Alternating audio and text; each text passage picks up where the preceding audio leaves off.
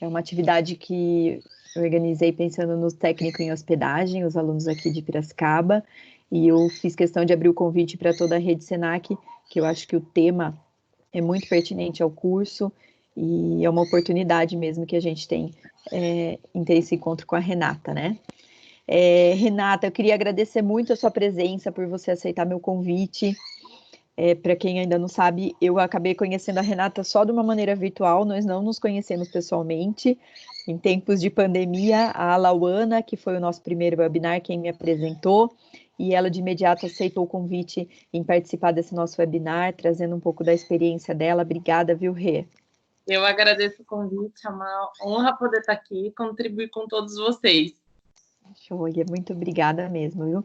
Queria agradecer a presença de todos que estão presentes aqui também. Eu estou vendo que tem uma turma de Campinas aqui que está em peso. Muito obrigada, viu? Bom, hoje o nosso tema, a gente vai estar abordando a questão da profissão concierge, né? A Renata, ela é formada pelo Senac em 2004, o que me deixou cheia de orgulho quando eu soube disso. Eu fiquei muito feliz. Toda vez que a gente encontra alguém do Senac, é muito gratificante para a gente, né? Hoje ela é concierge no Hotel Intercontinental e ela também é presidente da Leclerc d'Or Brasil. Eu não sei se eu falei direito, você tem que me corrigir, às vezes eu não falei direito. Ela vai contar um pouco da Então, tá bom. Ela vai contar um pouco da trajetória dela, vai falar um pouco também sobre a Leclerc d'Or.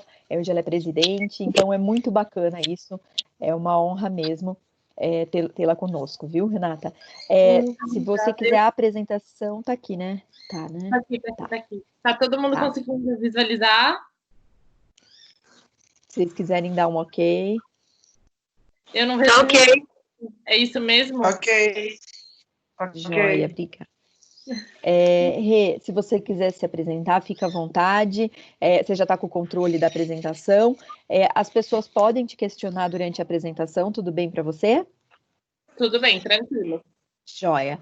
Eu só peço que a gente, por enquanto, deixe o microfone fechado, que acaba dando um pouco de eco para a gente. Mas quando vocês quiserem fazer qualquer pergunta, fiquem à vontade em questionar pelo microfone. O chat, a Rê não tem acesso, mas eu passo para ela os questionamentos também, tá bom?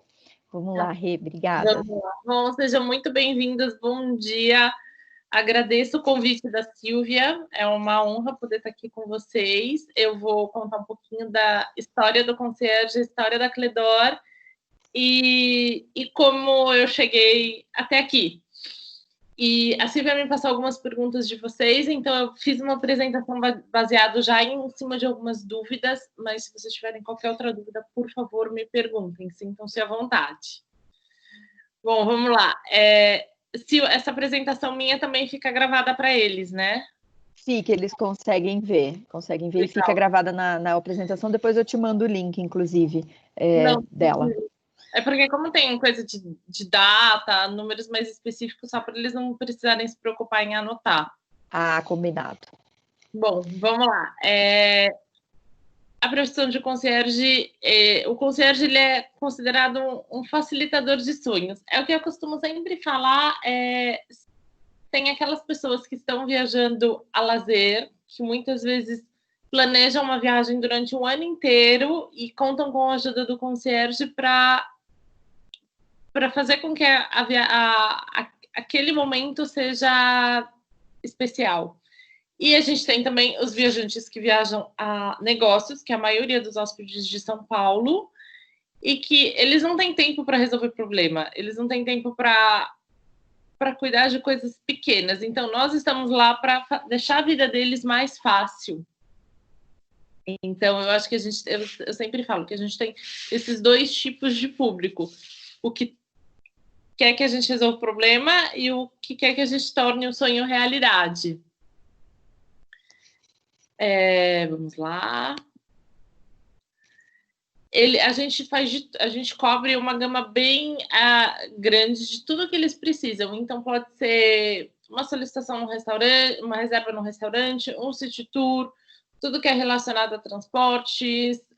Tem alguns hóspedes que eles pedem algumas coisas mais estranhas, mais difíceis de encontrar, mas a gente se empenha ao máximo para atender todos os pedidos, desde que eles sejam legais e morais. Então, qualquer coisa que o hóspede pedir que for ilegal, a gente não atende. A gente fala, com jeitinho, desculpa, senhor, mas isso eu não consigo ajudá-lo, porque, acreditem, eles pedem. E também tem uma questão cultural, tem coisas que são proibidas no Brasil que não são proibidas em outros países, então acaba tendo um pouquinho esse choque de realidade.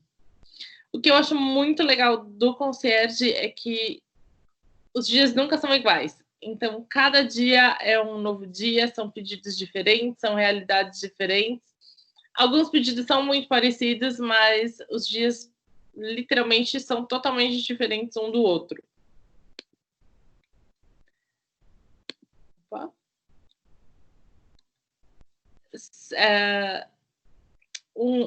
A diferença do concierge Cledor para os outros concierges é que o concierge Cledor ele só está presente dentro de hotéis.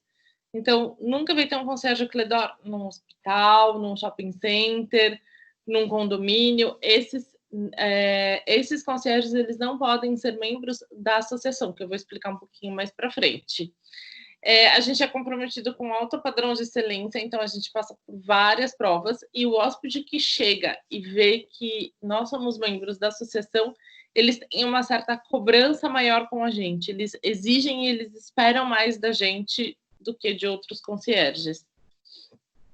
O nosso lema é o serviço através da amizade. Então, o que acontece? Nós somos mais ou menos 4.000 membros ao redor do mundo, então a gente tem uma rede muito grande de contatos. Então, se a gente tem um hóspede aqui que precisa de ajuda em algum hotel da China, é só a gente entrar em contato com algum concierge da China que ele vai nos ajudar, e vice-versa. E isso acontece muito. Desenvolver relações de trabalho positivas com os hóspedes, com os colegas e com os fornecedores, sempre com muito respeito. Respeitar os aspectos da legalidade, moralidade e honestidade. Então, assim, a gente nunca pode prometer para um hóspede algo que a gente não vai poder cumprir. Então, é mais fácil a gente virar e falar para o hóspede, vamos fazer o possível, ou dar uma segunda opção, do que prometer algo que a gente sabe ou que a gente não tem certeza que a gente vai conseguir honrar. E é importante estar sempre disposto a adquirir conhecimento. Eu falo, às vezes eu vou andando na rua, eu vejo algumas coisas estranhas, que nem, tipo, um dia eu estava andando perto de casa, eu vi um restaurante russo. Eu falei, bom, deixa eu anotar o nome, porque eu nunca sei o que vão pedir. Então, às vezes, pode ser uma coisa mais estranha possível, mas eles pedem. Então, é sempre bom ter uma listinha de lugares diferentes. Renata, você falou até a questão do não, né? O não é um desafio, né, para vocês, porque falar não é difícil. Então, o legal é sempre dar essa segunda opção. Sempre. O que eu faço muito, por exemplo, quando eles pedem reserva em restaurantes que eu sei que são mais difíceis de conseguir reserva.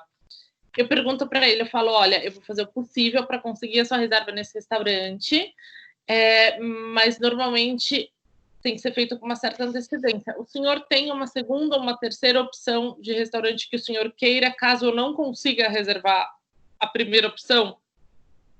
Eu já deixo claro para ele, e sempre dando uma opção. Isso é sempre muito importante. Mas eu já costumo perguntar nesses casos de restaurante, porque normalmente o que eles fazem? Eles chegam e falam, faz uma reserva no restaurante tal para mim, eles saem de manhã e eles voltam à noite e eles querem com a reserva. Então, eu já pergunto as opções, para quando ele voltar, eu falo, olha, consegui, não consegui, enfim, já direciono para ele. Não precisa esperar ele voltar para falar para ele quais são as opções. Eu já me antecipo. Legal. Mas isso é uma coisa importante. E no caso deles pedirem algo que a gente não consiga, realmente é sempre importante já dar uma segunda opção, para não ficar só tipo... Você consegue fazer... Não, para não ficar algo muito, muito seco, muito sério. Entendi. Legal, obrigada. Bom, eu vou entrar um pouquinho na história da Cledor agora. Surgiu na década de 1920, na verdade, um grupo de concierges de vários hotéis de Paris, que eles tentavam se organizar para juntos, a ideia, na verdade, qual era deles? Eram se juntarem para conseguir trocar informações, contatos, para que juntos pudessem prestar um serviço melhor para os hóspedes. Porque, às vezes, eu tenho uma informação que a Lauana do Fazano não tem, mas pode ser que ela precise. Então, a gente se comunica e uma ajuda a outra, e o objetivo final é ajudar o hóspede. E uma coisa que eu acho muito legal no concierge é que não tem, como posso dizer, concorrência. Então, nós trabalhamos nos melhores hotéis da cidade, os hotéis são concorrentes, mas entre nós não existe isso. A gente se ajuda muito, seja dando uma dica, ajudando a oferecer um serviço para um hóspede, ou, por exemplo, se a gente tem algum hóspede que causou algum problema no meu hotel e eu sei que ele está indo para um hotel onde tem um colega, a gente já liga e já avisa, olha, fica esperto com tal hóspede que pode ser que ele cause problema aí, porque ele causou aqui. Então, a gente tem uma conexão muito grande.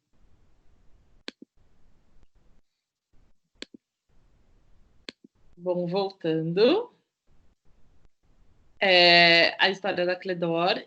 Em 1920 começou o movimento, em 1929 eles começaram a se reunir para justamente fortalecer essa ideia que os hotéis que os concierges dos hotéis juntos eles seriam mais fortes, poderiam oferecer um serviço melhor para os hóspedes.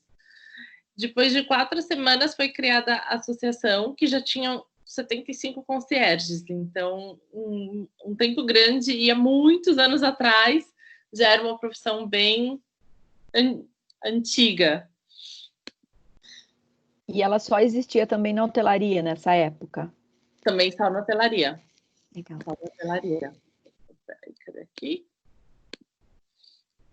Em 1971, teve um congresso na Espanha, que foi aí que ela se tornou uma associação internacional, que foi quando entraram outros países, porque num primeiro momento entrou França, Suíça, e aí eles foram crescendo entre os países ao redor, e aí quando entrou Israel, que foi de outro continente, ela se tornou uma associação internacional, porque no primeiro momento ela era uma associação europeia. O Brasil ele foi convidado para participar como um país observador dos congressos, que eu vou falar um pouquinho mais para frente, em 1988. E em 1991, nós nos tornamos membro da associação. A gente tinha um concierge, que na época ele era chefe concierge do Hotel Le Méridien, em Copacabana. Foi ele que criou a nossa associação em 6 de dezembro de 1991.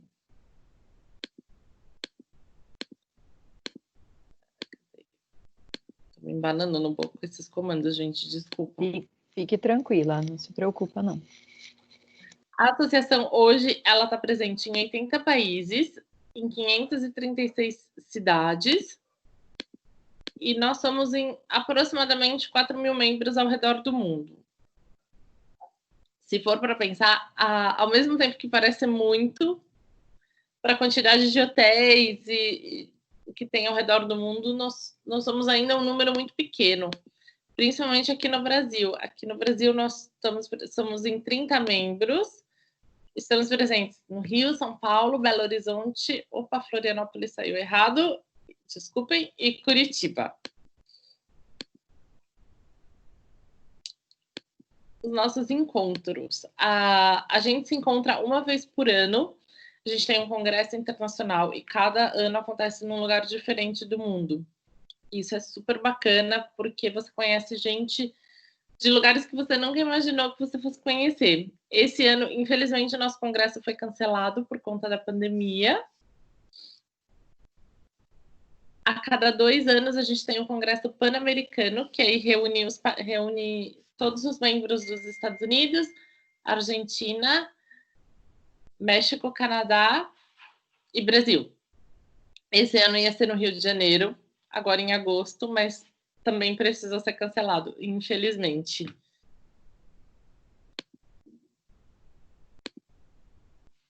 Uma vez por mês, a gente realiza, isso já acontecia desde antes da pandemia, a gente tem conference calls com os presidentes das Américas e o nosso Zone Director, cada região tem um diretor de área, então os presidentes se reportam a ele. Aqui no Brasil, a gente se encontra em São Paulo e no Rio, a gente tem encontros mensais, e nesses encontros a gente convida membros, futuros membros e fornecedores. Então, é uma troca de experiência muito grande, onde, por exemplo, se eu tenho uma empresa que eu trabalho que dá muito certo, eu convido ela para apresentação para que todos os meus colegas também conheçam essa empresa, e vice-versa. E no Rio acontece da mesma forma. E uma vez por ano a gente tem o nosso encontro anual, que são os membros de todo o país. E nesse momento é que a gente realiza a cerimônia de entrega das chaves. Em alguns países, a cerimônia acontece 2, 3 vezes por ano. Aqui no Brasil, a gente concentra tudo no final do ano, que é onde todo mundo se encontra, e cada ano acontece também numa cidade diferente. Renata, deixa eu te perguntar, em média, por ano, quantos membros entram para a Lei Cledó? Varia muito, Silvia. Para esse ano, a gente tem tem mais ou menos 4 pessoas aplicando. Na verdade, o ano passado a gente teve só uma pessoa que entrou, já tiveram anos que entrou um número maior. Na verdade, é que agora as exigências da Cledó Internacional para a pessoa se tornar membro, elas estão um pouco mais rígidas. Então, acaba limitando um pouco a quantidade de novos membros que a gente tem. Entendi. Mais para frente eu vou falar um pouquinho do processo, e aí vai dar para entender melhor. Beleza. Nossos encontros em tempos de Covid mudaram muito. A gente tem agora os treinamentos online, que normalmente a gente tinha durante os nossos congressos internacionais. A gente tem sempre uma palestra, uma parte educacional, e agora vai ser tudo online, porque a gente não vai se encontrar.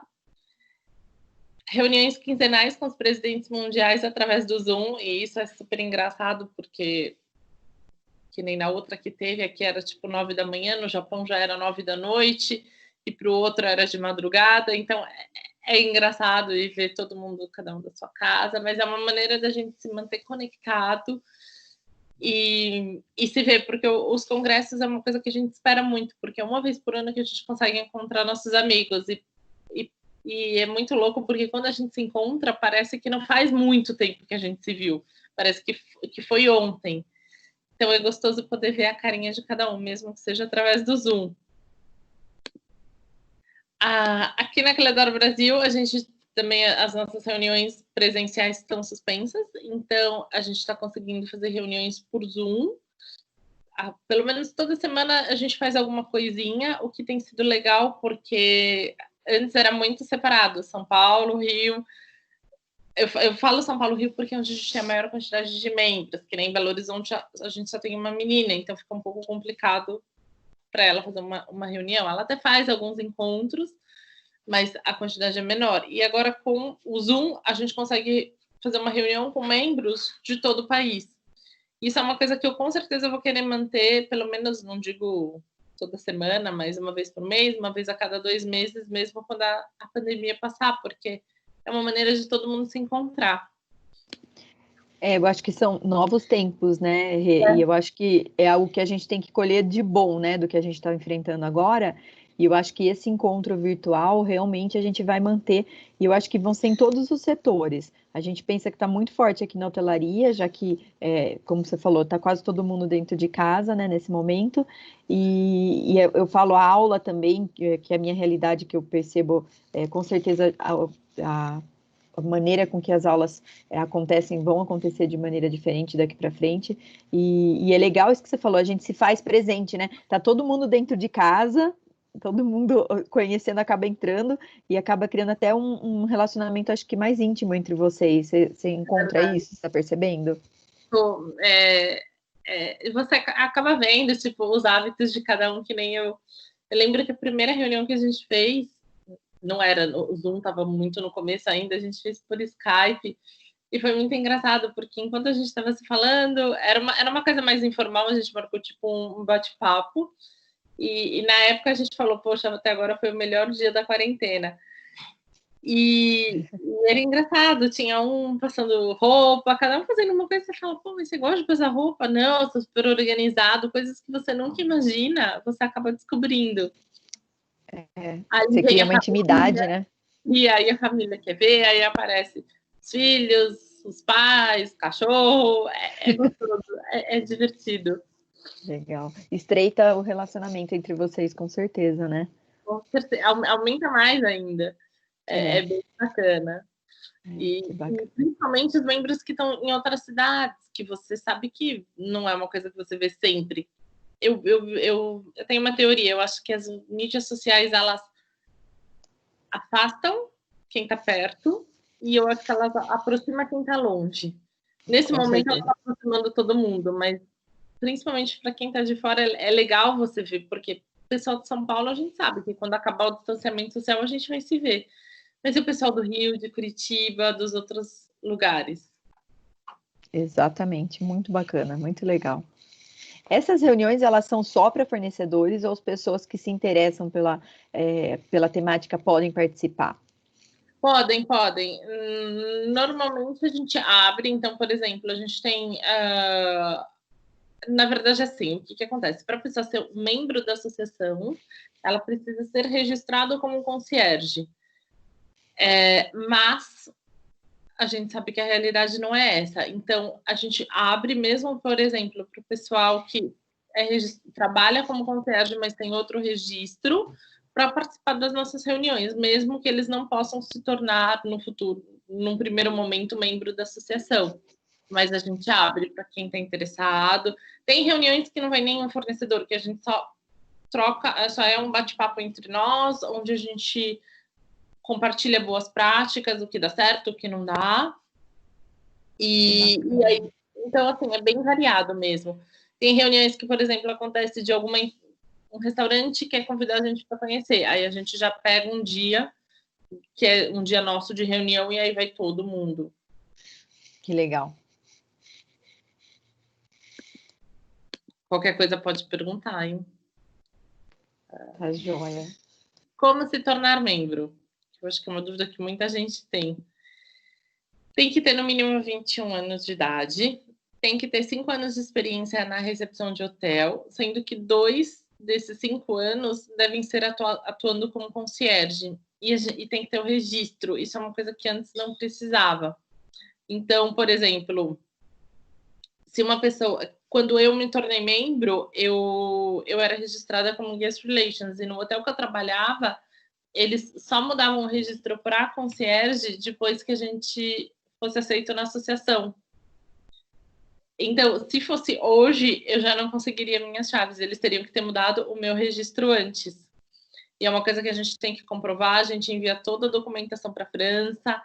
E se algo está errado, e aí cancela tudo. Então, hoje em dia está bem burocrático e bem mais exigente do que era no passado. E uma coisa que a gente pede também é que as pessoas compareçam às reuniões. Então, a pessoa estar presente é muito importante. Além E disso, você achou que isso foi bom? Ficar um pouco mais criterioso? eu acho que sim e não. Eu Tá. acho que, por um lado, foi bom, porque tinha um momento onde estava sendo muito banalizado a profissão. Então, eu acho que hoje em dia dá uma... As pessoas levam mais a sério, as pessoas se esforçam mais e correm atrás. Então, assim, a gente teve casos de hotéis 4 estrelas que não tinham os funcionários registrados como concierge, que mudaram o registro, porque entenderam que era importante ter um membro dentro do seu hotel. Agora, eu acho que também tem muita gente boa que não é registrada como concierge e que não pode entrar. Isso é bem ruim. Entendi. Então, Faz sentido. então eu acho que é bom e ruim.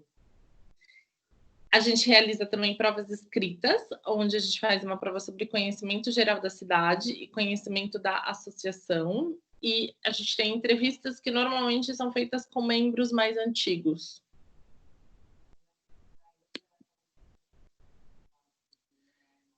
Como a associação se mantém, que foi uma das perguntas. Tanto a Cledor Internacional como a Cledor Brasil, elas são instituições sem fins lucrativos. A gente se mantém através de doações de parceiros que tenham seus serviços previamente testados. Então, assim, não adianta uma empresa virar e falar assim, eu quero ser mantenedor da associação, mas se é uma empresa que a gente não conhece o serviço, que a gente não confia, a gente não aceita. E quem que pode ser mantenedor? Podem ser guias de turismos, empresas de transportes, empresas aéreas, shoppings, restaurantes, bares, todas as empresas que a gente oferece o serviço. Fora do Brasil, tem operadora de cartão de crédito, que eles acabam usando os nossos serviços, porque eles têm os concierges de cartão de crédito e eles entram em contato para pedir a nossa ajuda, então a gente ajuda, então eles também entram como mantenedores, é bem variado. Mas o mais importante é que sejam empresas que a gente confie e que confiem na gente. E que a gente consiga indicar o serviço para ser uma parceria de duas mãos. E, assim, quem faz as doações em valor mesmo, em espécie, a gente está falando. Em valor. E os mantenedores, eles têm como que funciona? Eles pagam mensalmente ou não? Eles pagam mensalmente, tem vários níveis, tipo desde o Gold, que é o mais simples, até o Diamond. Aí os valores, eles variam e eles fazem essas contribuições. Essas doações a gente reverte para a organização dos nossos eventos, dos nossos encontros, e é basicamente para isso. Que legal, que bacana. E é muito interessante para todos os profissionais e fornecedores, né? Porque eles vão ser indicados, né? Serão indicados. E, por exemplo, se uma pessoa que você não conhece, que você falou, uma empresa que não se conhece, ela queira se tornar uma mantenedora, como que funciona esse processo? Vocês passam a indicar para primeiro conhecer, para depois ela efetivamente se tornar uma? Isso, a gente testa os serviços antes, para ter certeza que é uma empresa que a gente vai continuar indicando, porque não adianta, assim, a gente ter uma empresa que... Porque o que acontece? As empresas, elas não têm contrato de exclusividade.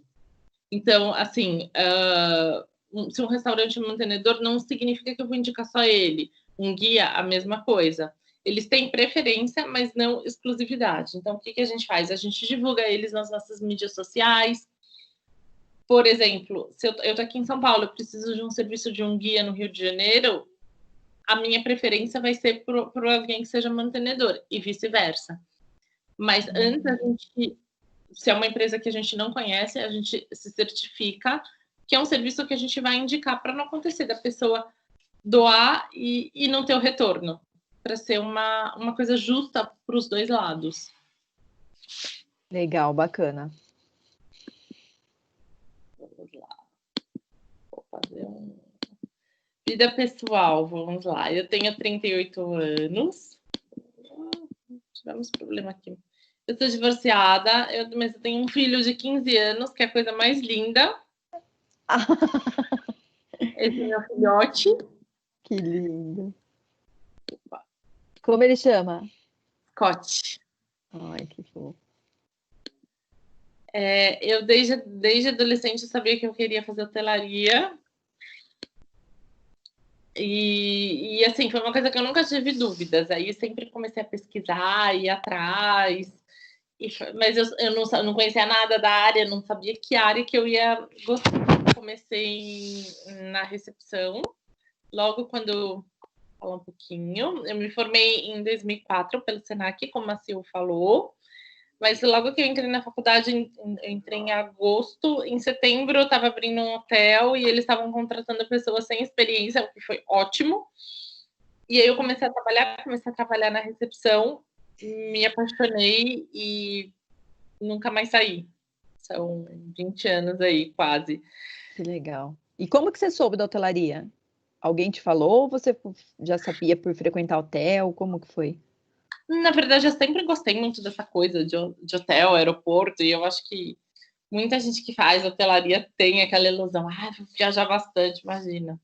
A gente não tem tempo para nada. Mas foi numa época que estava num boom as faculdades de hotelaria e de turismo. Na verdade, não tinham muitas. Na minha época tinha o Senac, Anhembi, FAP e Ibero. Eram pouquíssimas. E eu lembro que quando eu não sei como está agora o vestibular, mas na época a prova era pela PUC, era super concorrido e tinham só 50 vagas. E foi a mesma época que eu fiz. Cara, foi suado. Era PUC São Paulo.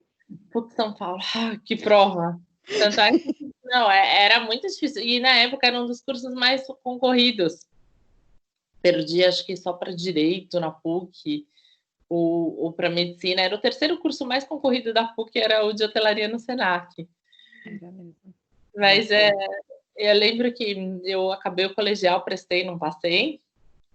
Aí eu fiz 6 meses de cursinho, aí eu prestei, aí não, eu fiquei acho que por 5 para entrar. Aí eu falo, cara, meio do ano a galera não vai desistir. Eu lembro que eu fui chamada na última lista. Nossa, eu não acreditava. Que delícia. Valeu. Uma das coisas muito legais que aconteceu quando eu me formei, foi bem numa época que o Trigo estava lançando um livro que é Análises Regionais e Globais do Turismo Brasileiro, e na época ele convidou vários alunos para... É um livro bem grande e tem vários capítulos, e alguns capítulos foram escritos por alunos, e tem um capítulo meu lá, então foi algo bem bacana, que eu fiquei bem feliz. Que legal, que bom. Foi super legal. Eu escrevi junto com o orientador da minha monografia. Ele falou, o Trigo gostou do seu projeto, vamos fazer? Eu falei, vamos. Foi bem bacana. Foi um dos primeiros livros de turismo. Mas foi bacana. Eu até procurei aqui na internet. Eu não sei se eu tenho aqui na biblioteca, eu não cheguei a ver, mas eu estava aqui na internet e já estava buscando para ver onde tinha para comprar. Eu achei aqui na Saraiva ele. Muito bacana. É bem bacana, é bem variado. Depois disso, eu demorei muito tempo para fazer uma pós, porque eu fico muito naquela dúvida do tipo, fazer pós em hotelaria ou fazer pós em outra área. E aí eu falei, não, vou esperar para ter certeza o que eu quero fazer. Aí eu acabei fazendo pós em gestão de serviço na Getúlio Vargas, que também é uma instituição que eu sempre admirei muito. Caso eu não passasse em hotelaria no Senac, era uma opção que eu tinha, era fazer administração e me especializar em hotelaria e turismo, mas graças a Deus passei. Eu comecei na recepção num hotel onde não tinha função de concierge, era um hotel mais simples, era um hotel 4 estrelas, mas onde eu aprendi assim muito. E o que foi muito legal é que nesse hotel não tinha concierge, mas existia a demanda dos hóspedes. Então os hóspedes eles chegavam, eles perguntavam onde eles podiam ir, ou onde eles podiam comer, e no geral, e eu sempre gostei muito de ficar por dentro de tudo que acontecia na cidade, nos eventos, nos restaurantes, nos shoppings, tipo, ler e entender sobre coisas novas. Naquela época a internet não era do jeito que é hoje, então a gente tinha que ler em revista, em jornal, então toda sexta-feira saía o guia da Folha, do Estado, então a gente lia para ficar por dentro do que estava acontecendo. E aí todas as solicitações de concierge, a equipe acabava concentrando em mim, porque eles sabiam que eu gostava.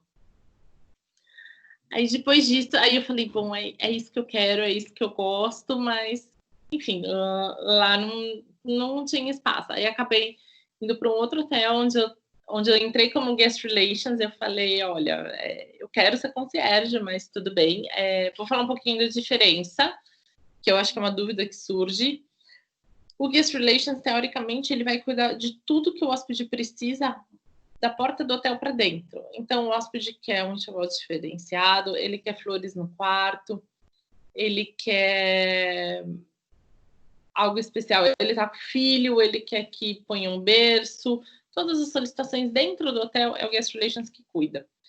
Todas as solicitações que o hóspede quer fora do hotel é o concierge que cuida. Mas o que acontece? São dois cargos onde o hóspede acaba tendo muita confiança com o colaborador. Então, muitas vezes, ele vai pedir tudo que ele precisa para o guest relations ou tudo que ele precisa para o concierge. Então, a gente trabalha muito em conjunto, pelo menos no Intercontinental. Eu sei que tem hotéis que é bem separado e eu não acho isso legal, mas que nem lá no hotel a gente trabalha muito juntos, as meninas do Guest Relations com a gente de concierge. Então, assim, se um hóspede chega para elas e fala, eu quero uma reserva num restaurante, elas fazem. Elas jamais vão virar para o hóspede e falar, não, pede para o concierge. Eu tô falando isso porque tem hotel que é assim. E vice-versa. Aí, se é alguma coisa muito específica que elas não sabem ou elas ficam na dúvida, aí elas perguntam, elas falam assim, vou confirmar com o concierge e dou um retorno para o senhor. Bom, aí eu entrei nesse hotel, voltando, como Guest Relations, e aí eu falei, não, quero ser concierge, que foi aí que eu entrei no processo e comecei a me inteirar melhor sobre a Cledor, fiz o processo, aí virei concierge, aí saí de lá, fui trabalhar em outro hotel como chefe concierge, que foi também como eu entrei no Intercontinental, e agora lá eu sou supervisora de concierge e Guest Relations, então eu cuido das duas áreas. Se você queria perguntar alguma coisa? Eu queria. Sabe o que eu ia te perguntar? Vocês têm mordomo também no Intercontinental?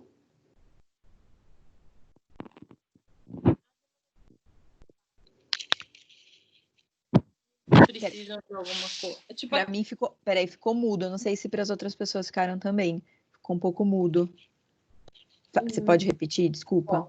A gente não tem mordomo no Intercontinental. A parte de arrumar e desarrumar mala Nossa, eu acho que eu tô lá há 8 anos, quase. Eu acho que se teve uma solicitação foi muito. E aí a gente acaba, ou alguém do Guest Relations, concierge, ou alguém da governança acaba fazendo. Agora, a parte de preparar o quarto para uma ocasião especial, aí é Guest Relations e governança que faz. A gente não deixa de oferecer o serviço, mas a gente não tem a figura do mordomo. Tá, mas ele acaba, o papel acaba sendo exercido por vocês mesmos, né? Como você falou que é responsável, em conjunto com a governança. Legal. É bom saber isso daí. Opa. Eu entrei na Cledor em 2009, como eu falei para vocês, nesse hotel que eu comecei como Guest Relations e acabei como concierge. Então, e quando você entrou, você fez a entrevista, todo o processo seu, como que foi? Fiz prova, fiz entrevista, tudo. Você lembra de com quem você fez a entrevista, tudo? Lembro, na verdade, na época eu fiz a entrevista com a presidente do Brasil, era uma mulher na época também, hoje em dia ela mora na Nova Zelândia. Fiz a entrevista com ela, fiz as provas escritas, foi... Legal, que bacana. Foi bem bacana. Foi demorado o seu processo? Foi porque na época a quantidade de membros era muito menor aqui no Brasil. Em São Paulo só tinha um outro membro. Então, que nenhum dos pré-requisitos é ter 2 cartas de recomendação dos membros da sua cidade. Eu não tinha como ter 2 da minha cidade porque eu só tinha um membro. Aí eu pedi para um amigo meu do Rio, que eu tinha feito na época um estágio no mesmo hotel da rede que eu trabalhava no Rio de Janeiro. Aí um dos meninos fizeram para mim. Foi um pouquinho demoradinho. Não existia, na época, o nosso encontro anual que a gente faz no final do ano para receber as chaves. Então, era uma cerimônia só de entrega das chaves, não tinha um mini congresso como é feito hoje. Que legal, bacana. É bom saber, né, como que foi para você também. Foi diferente do que é hoje, eu falo pro pessoal. Eu nunca pensei em desistir. Eu não sei fazer outra coisa na vida, na verdade. Eu literalmente amo o que eu faço, não troco por nada. Tem dias que são desafiadores, que são difíceis, mas aí chega um hóspede com um sorriso no rosto e fala, poxa, muito obrigada. O seu atendimento, as suas indicações fizeram a diferença na minha passagem por São Paulo. Aí você fala, poxa, faz valer tudo a pena. Vamos lá. No Intercontinental nós vamos em 3. É um time bem, eu falo, bem misto, porque a gente tem o Peter, que é húngaro, a Verônica, que é brasileira, mas de origem croata, e eu. Mas a gente trabalha muito em parceria, a gente se dá super bem. A nossa rotina lá a gente organiza. Eu normalmente trabalho de manhã, então eu chego, organizo o espaço de trabalho, vejo o espaço em ordem, Bom, isso vai acabar mudando um pouco, né? Agora, pós-Covid, mas teoricamente a gente vê se tem caneta, papel, essas coisas mesmo, material de escritório, mapa. A gente tem o logbook, eu não sei se vocês já aprenderam o que é um livro de registros, onde a gente registra todas as nossas ocorrências e as pendências. A gente lê o nosso logbook. Quando eu comecei na hotelaria, ele era escrito mesmo. Hoje em dia ele é virtual. A gente deixa ele no Drive. Também para salvar um pouco o meio ambiente, economizar papel. A gente checa os e-mails. E aí a gente vai vendo as solicitações dos hóspedes que tem que atender. É muito dinâmico. Tem dia que a gente chega e as solicitações, elas ainda não surgem logo de cara, mas tem dias que a gente chega e já tem um monte de coisa para fazer. Às vezes acontece das pessoas pedirem coisas tipo durante a madrugada, no final da noite, e aí fica para o dia seguinte. Mas é muito dinâmico e é muito imprevisível. E o que eu vejo também é que às vezes é muito engraçado, porque tem dias que o hotel tá lotado e o departamento de concierge está tranquilo. E tem dias que o hotel não tá tão cheio, mas a gente está cheio de solicitação. Então, é literalmente imprevisível. Deixa eu só perguntar. A Carla tem uma pergunta. Você quer fazer pelo WhatsApp ou aqui, Carlinha? Pode ficar à vontade. Tá, eu vou fazer por aqui, que assim todo mundo ouve. Bom dia, Renata. Bom dia, eu gostaria de perguntar se você, a sua equipe, né, no hotel, vocês têm conversado sobre como serão as adequações para os atendimentos. Depois, né, que digamos assim, que os viajantes retornarem, os hóspedes voltarem a ocupar, né, o hotel. O que vocês têm falado sobre isso? Identificado como uma alternativa, uma adaptação?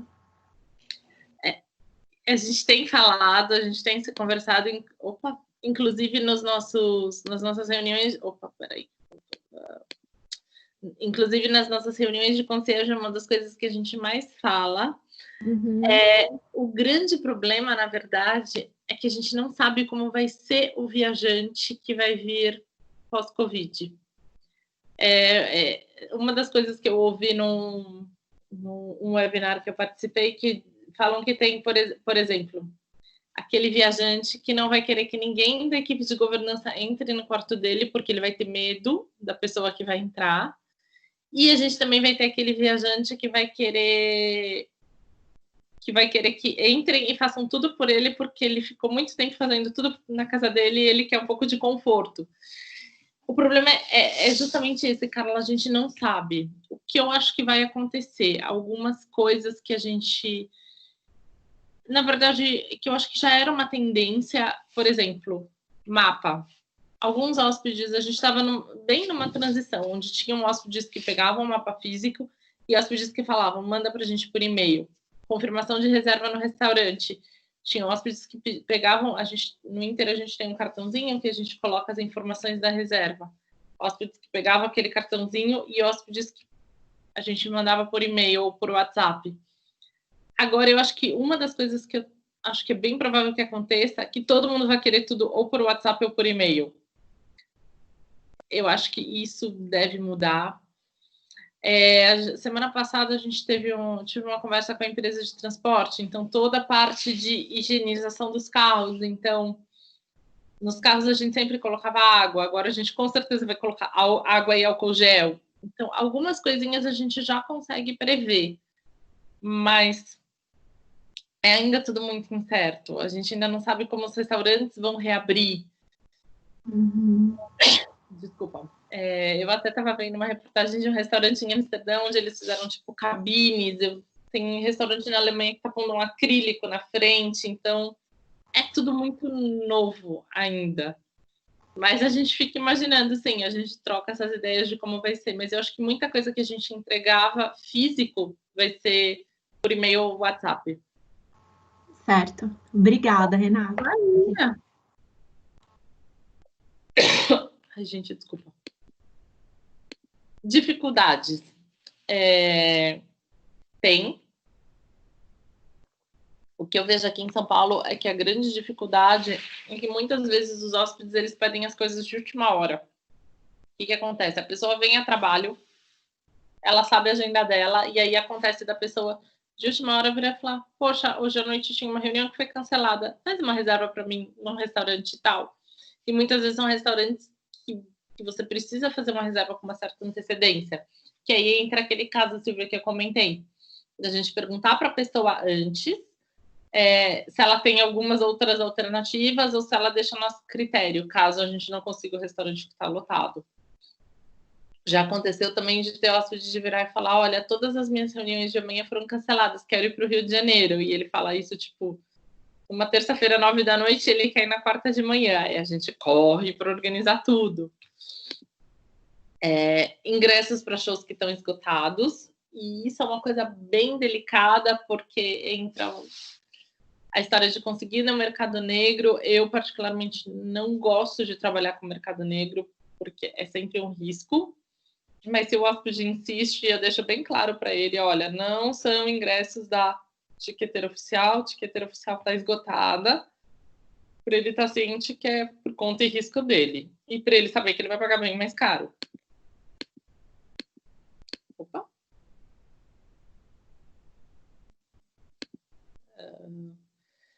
Solicitações que estão fora do nosso alcance. Tem coisas que não dependem da gente, que nem um dia desses estava tendo uma obra na rua de trás do hotel, e a hóspede falou: eu quero que pare a obra. Não tem como parar uma obra, não depende de mim, e era durante o dia. Então, assim, acontece desses pedidos que são... Então, você consegue dar alternativas para a pessoa, do tipo: a senhora quer mudar de quarto? Enfim, aí a gente vê o que dá para fazer para minimizar esse transtorno, mas às vezes acontecem deles pedirem coisas que não dependem da gente. Ou, por exemplo, as pessoas querem comprar alguma coisa que não vende no Brasil, ou um tipo de comida que a gente não tem um restaurante aqui, então acontece. Hóspedes indecisos, isso é muito difícil, porque o hóspede chega, senta na mesa e fala: eu quero um restaurante. Que tipo de comida o senhor quer? Não sei. O senhor quer ir andando de carro? Não sei. Ele literalmente está perdido, ele não sabe o que ele quer. Então, é bem difícil conseguir agradar esse hóspede, mas a gente tenta. E uma coisa que é importante falar: pedidos imorais e ilegais. E é uma coisa que eu sempre falo para todo mundo, principalmente para o pessoal mais novo que entra no hotel. Se o hóspede pedir qualquer coisa que seja imoral ou ilegal, não tenha medo de dizer: desculpa, senhor, isso não é permitido no Brasil.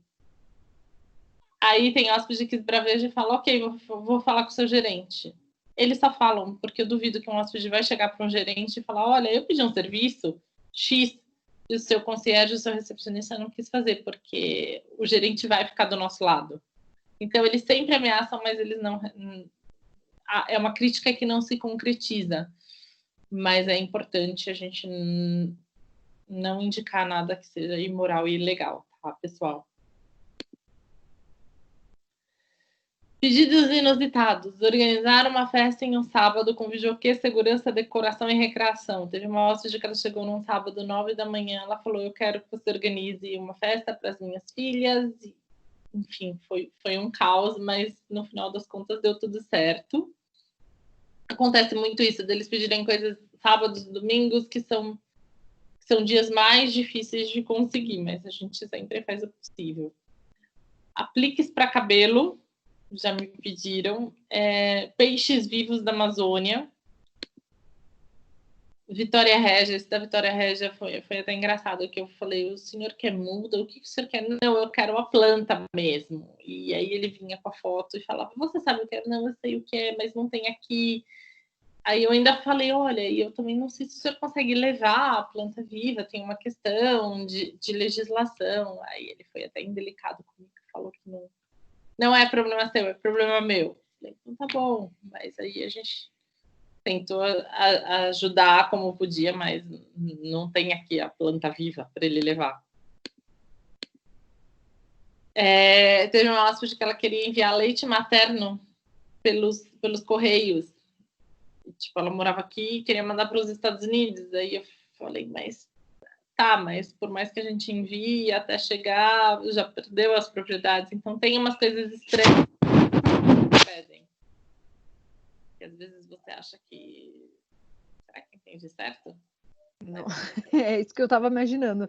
Leite materno nos Estados Unidos. Gente, que louco isso, né?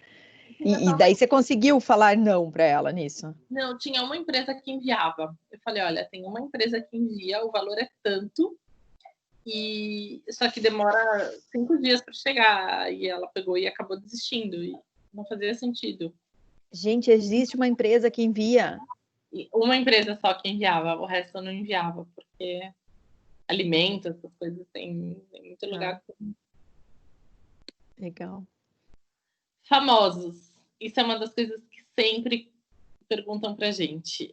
Uma das características fundamentais, que eu não digo nem do concierge, mas do hoteleiro, é ser discreto. Então, a gente sempre tem que zelar pela privacidade do hóspede, independente dele ser famoso ou não. Então, a gente não passa informação dos hóspedes de maneira alguma. A gente não fala com quem eles estão hospedados, com o horário que ele chegou, o dia que ele chegou, quando ele vai sair, a gente não fala nada. Eles confiam na gente. Principalmente, o que eu vejo muito aqui em São Paulo, a gente tem muito hóspede que é o que a gente chama de habitué, que volta toda semana, todo mês. Então, é uma confiança que a gente não pode quebrar. E essa confiança faz com que eles sejam leais a gente.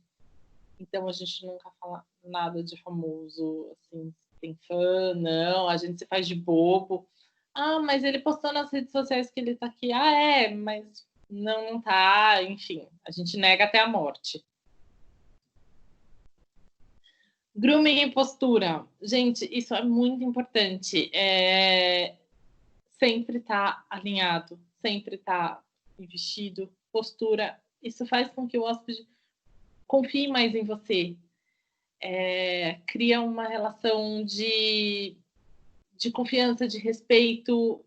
Eles vão confiar muito mais numa pessoa que esteja alinhada do que uma pessoa que esteja descabelada, como vocês podem ver na foto. Postura, isso é fundamental. E uma dica que eu dou com mídias sociais. Cuidado. Muitas vezes as pessoas veem o que as pessoas veem o que a gente posta nas mídias sociais. Eu conheço pessoas que perderam grandes oportunidades boas por conta da postura nas redes sociais. Ou você pode ter uma rede social onde você não ponha ninguém do seu núcleo profissional. Aí você posta o que você quiser. Mas se você for ter uma rede social onde você vai ter o seu gerente, o seu chefe, os seus colegas de trabalho, cuidado com o que você posta. Seja uma foto, seja uma frase, cuidado com o que você fala, para não te prejudicar. Dúvidas? Pessoal, podem ficar à vontade para perguntar. Quem quiser me mandar no WhatsApp ou quiser colocar aqui no chat também, eu estou olhando. Muito bacana essa questão que você falou da postura e redes sociais, porque eu falo muito sobre isso com os meus alunos, né? E até às vezes assim, eu acho perigoso quando a gente fala assim, tenha só as pessoas do seu aspecto social mesmo nessa rede. Sempre vai ter um conhecido do conhecido. Se tem algo que você não quer que seu chefe saiba e você postou e fala, mas eu só tenho meus primos, os meus melhores amigos. Então, eu acho que tem que ter muito cuidado, né, com a rede social hoje em dia. Sim. E assim, a gente tá vivendo na era digital agora, né? Mais do que nunca. Mais do que nunca, e exatamente. E daí você coloca alguma coisa que pode te comprometer profissionalmente, você tem que saber realmente qual que é seu objetivo profissional, onde você tá, onde você quer chegar, o que você quer transparecer. Então, a gente tem que ter um cuidado realmente muito grande com rede social. E eu achei bárbaro você ter dado essa dica da rede social. Não, eu sei porque já teve muita gente, assim, a gente tem um concurso, que chama de Jovens Concierges. O que é esse concurso? Cada país pode candidatar um jovem concierge a participar. Isso acontece nos nossos congressos internacionais. São feitas uma série de entrevistas, num primeiro momento online, e depois tem presencial, prova, várias coisas. E eu lembro que teve uma vez que tinha uma menina que ela era incrível e ela tinha grandes chances de ganhar, e ela não foi indicada por conta do comportamento dela nas mídias sociais. Então... Nossa. A Cledora, ela dá algum parâmetro, alguma indicação quanto a isso? Tanto aparência como comportamento? Ou não é dito nada disso em reuniões? Enfim. De aparência, a gente fala, a gente tem alguns treinamentos em relação a isso, mas também o que acontece? Muitas vezes os próprios hotéis já dão para os concierges, mas a gente sempre que tem oportunidade a gente fala, e também na parte educacional. Então, eventualmente, a gente vai ter um congresso onde a gente vai ter algum palestrante que vai falar sobre grooming, sobre aparência, sobre comportamento em mídias sociais, e aí isso é reforçado. Bacana. Licença. Outra pergunta. Fica à vontade. Bom dia. Eu tenho uma dúvida que é mais ou menos uma curiosidade também. Você chega a ficar o dia inteiro só com um cliente, ou você consegue, ou tipo, você é obrigado a ficar com um cliente o dia inteiro, ou você consegue atender vários no mesmo dia? Boa pergunta, Camille. Acontece, na verdade, assim, não, a gente não é obrigado a atender um cliente só por dia. Tem dias que a gente consegue atender vários. Agora, eu vou ser muito sincera, tem cliente que ele te monopoliza. Então, tem cliente que ele vai sentar na mesa e ele vai fazer uma série de pedidos e que você vai ficar o dia inteiro trabalhando nas solicitações deles. E aí, a gente trabalha muito juntos, porque, por exemplo, se eu tenho outros clientes me pedindo coisas e eu sei que aquele cliente vai me demandar muita atenção, aí eu falo para os meus colegas, eu falo, cuida disso, porque eu tenho que cuidar dessa pessoa que fez todas essas solicitações. Então, a gente não tem exclusividade. Então, assim, um cliente não pode virar e falar assim, não, hoje eu quero que você só me atenda. Mas tem clientes que, dependendo do que eles solicitam, você vai perder um bom tempo com ele. Porque eu fiquei pensando na pessoa que pediu para você organizar a festa, né? Aí você tem que ficar o dia inteiro indo atrás de decoração. Foi um caso, foi exatamente um caso desses, onde, tipo, eu virei para os meus colegas e falei, vocês cuidem do resto que eu tô com esse probleminha aqui para resolver. Porque foi exatamente um exemplo de hóspede que pede um monte de coisa. Que acontece. Entendi. E às vezes a gente tem hóspedes que a gente já sabe que é assim, então a gente já se organiza. A gente fala, olha, esse hóspede vai tomar bastante do nosso tempo, então vamos adiantar tudo que a gente pode antes dele chegar para não ter problema. Certo.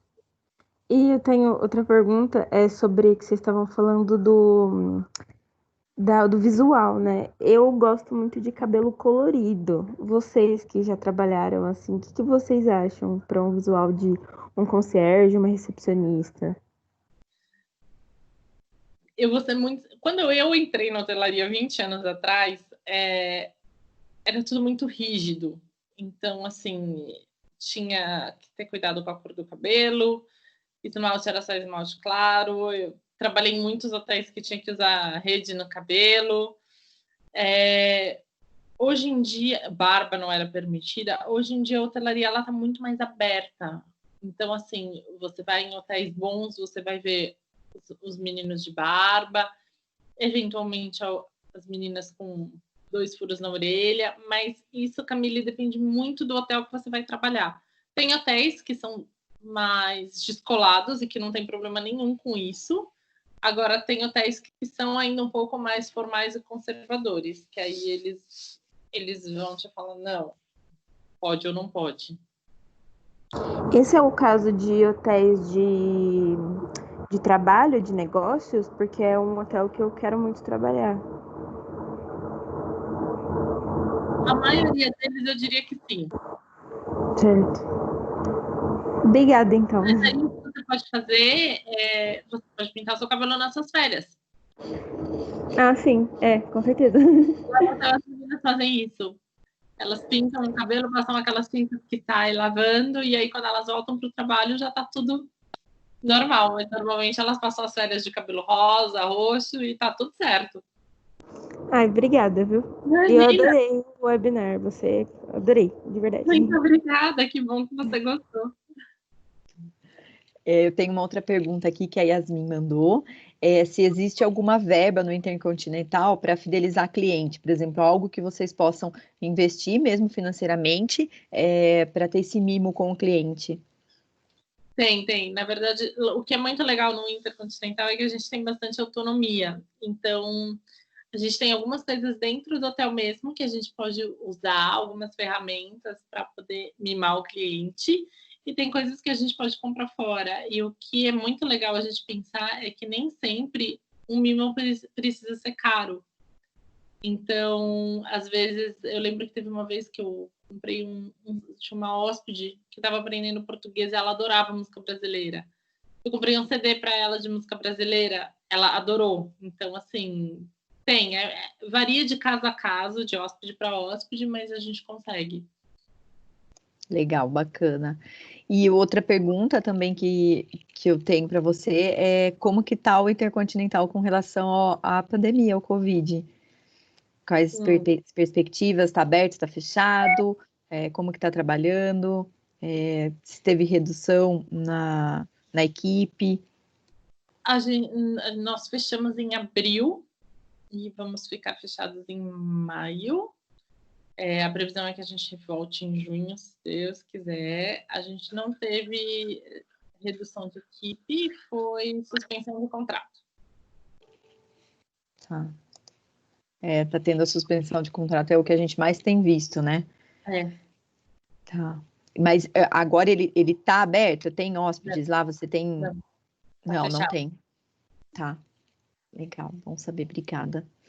Mais alguém tem alguma dúvida, pessoal? Queira falar? Deixa eu ver se ficou alguma dúvida aqui dos alunos. Acho que você falou tudo, né, Rê, das dúvidas que eu te enviei. Eu tentei pôr tudo, às vezes, no mesmo slide. Sim. Tem mais alguém que queira fazer alguma pergunta? Um tempinho para vocês, se quiserem escrever, falar. Muito bacana tudo que você falou, foi muito legal. Eu acho que foi a questão da Cledório que você passou foi realmente uma aula para a gente e curiosidades que a gente não sabia, não tinha esse tipo de informação. E para os alunos, como a Camille falou, realmente foi muito bacana. Eu não tenho como agradecer mesmo tudo que você falou. Oi. E se eles tiverem dúvidas depois, você tem meus contatos, você me manda e aí eu respondo. Não tem problema nenhum. Ou se quiser marcar outro mais para frente, é só me falar. Tá. Eu vou pedir licença para tirar um pouco a sua apresentação. Eu vou compartilhar a questão que tem das redes sociais para os alunos aqui. Por favor. Deixa eu colocar aqui.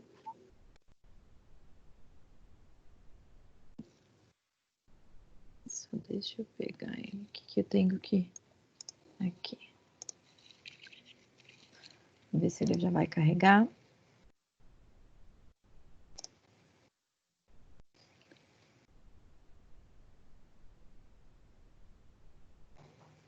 Acho que ele está carregando. Apareceu para você? Espera aí, eu acho que está carregando. Tá.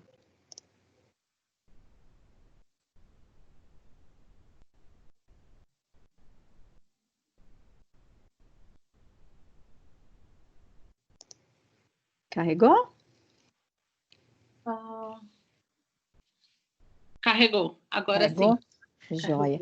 É algo que eu sempre falo no final do webinar, que eu acho bacana. Se vocês quiserem tirar uma foto da tela do celular, tirar um print, tirar uma foto do PC, marcar nas redes sociais. Eu coloquei aqui o Senac, o Instagram da Rê, tem o meu Instagram, o do Intercontinental, da Cledor também coloquei, e a hashtag que o Senac tem usado muito é trabalhando na quarentena ou estudando na quarentena. Eu peço que vocês tirem foto, divulguem, é muito bacana. Eu acho que é importante nessa hora a gente deixar claro que o turismo e a hotelaria, ele não morreu, ele só está dando uma pausinha, e que a gente vendo esse tipo de movimentação como esse webinar, a gente vê que realmente a gente está vivo, está aqui estudando, está procurando informações, como a Carla colocou, como vai ser, a gente está estudando realmente como que vai ser pós-pandemia, o nosso setor como vai ficar. Então, eu vou até tirar uma foto aqui, pegar meu celular, já deixei aqui do lado. Deixa eu pegar aqui e tirar já. Joia.